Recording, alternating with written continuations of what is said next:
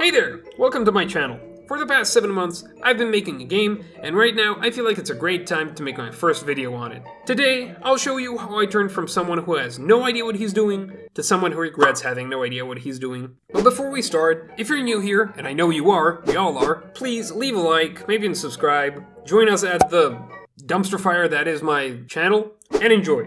So, this is the timeline. Right here was 7 months ago. This is the root of all of my problems. I started the game by opening up a new project in Unity, throwing in some rectangles and capsules, and brainstorming. After a quick brainstorm, I had nothing. So I decided to turn to inspiration. And I got inspired by my all-time favorite game, Factorio. Because who doesn't love being addicted to making a factory grow? But I couldn't just steal the idea of one game.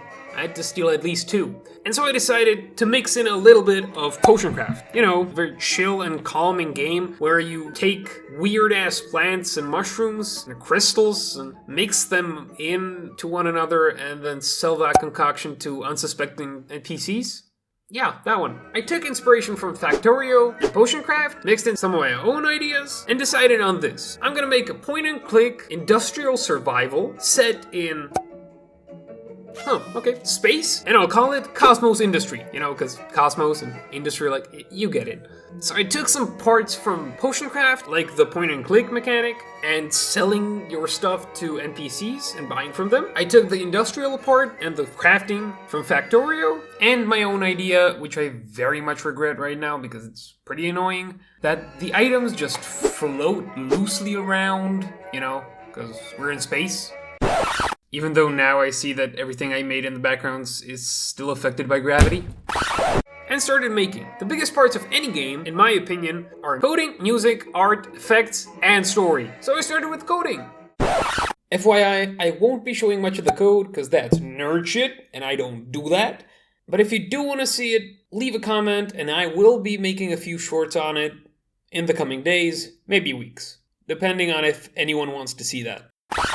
I took more rectangles and capsules and started by making a few scripts. Like, for example, the script of dragging items around, or crafting items, or displaying said items, or selling them. At this point, it was getting a little too confusing for me, and so I needed to replace the different colored squares with actual sprites. And so I chose pixel art as my form of art, because it's the only art I know how to do, because I already have a few hours in Sprite, you know, not really all that much. I started by opening up a new project and drawing up my first background. This was my background for selling stuff, you know, the showroom. Next, I made the elevator room, the crafter, the garden, the storage, and the data storage. You know, where you save your game. These are the basic facilities you get when you start the game. But later on, you also get to unlock new rooms. And so I started drawing them. I won't spoil all of them, but some of them include the generator room, water treatment plant, and smelter. But now look, here's the problem. When you compare these old ones with the new ones, yeah, the art style doesn't really match. And so I had to go back and think really, really hard with my 2 brain cells, just playing pong with the idea of maybe remaking all of these backgrounds, which I did. I spent another 2 weeks remaking these 5 backgrounds from these into these.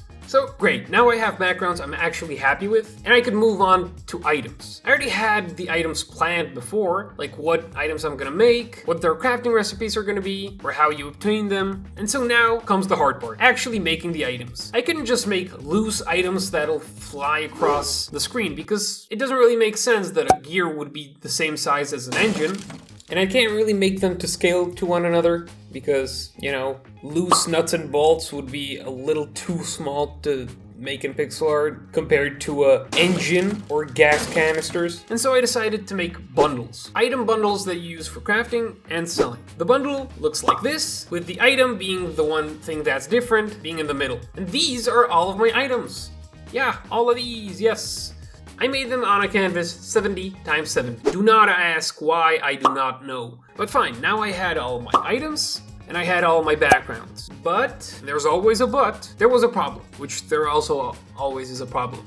Usually it's me. Before I started making the items, or the backgrounds, I didn't really think about pixel size in Unity, and so I made them completely separately. And in my infinite wisdom, with my superior intellect, and my brain as smooth as a chicken breast, I didn't realize that my items are this big compared to my backgrounds. So yeah, I spent another 2 weeks remaking the backgrounds. I turned all of these into these.